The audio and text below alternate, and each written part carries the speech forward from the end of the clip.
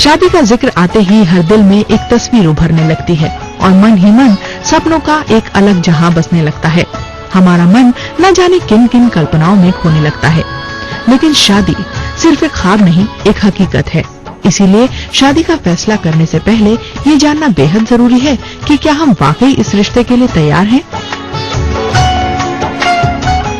Commitment का होना बहुत जरूरी है किसी भी रिश्ते की शुरुआत पर ही।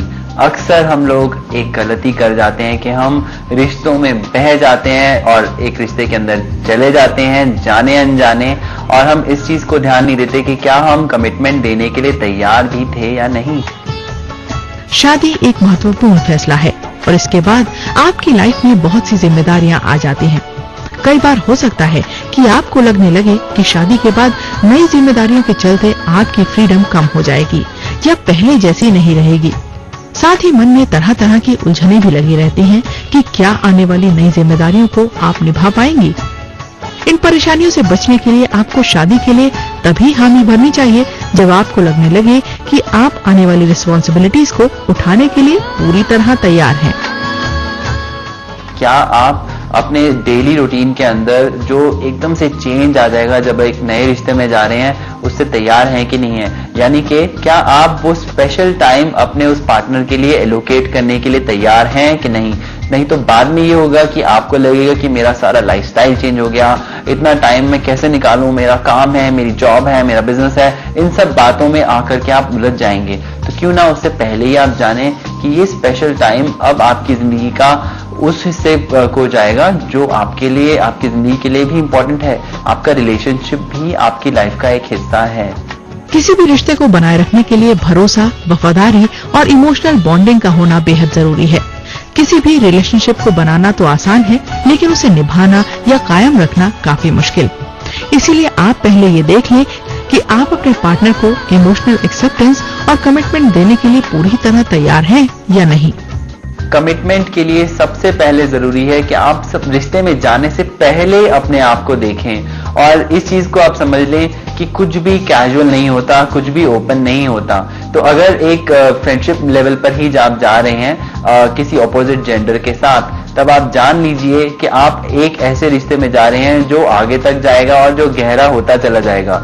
रिलेशनशिप शुरू होते हैं हंसी मजाक से, कुछ टाइम स्पेंडिंग के साथ, कुछ कॉफी जॉइंट्स पर कॉफी पीने के साथ, बट धीरे धीरे वो डीप इमोशंस और फिर फिजिकल इंटीमेसी और उसके बाद फिर एक लॉन्जिविटी की जो नीड पैदा हो जाती है कि अब हमें शादी करनी चाहिए। अपने आप ये रिश्ता वहां तक पहुंच ही जाएगा, because that's how it's supposed to B.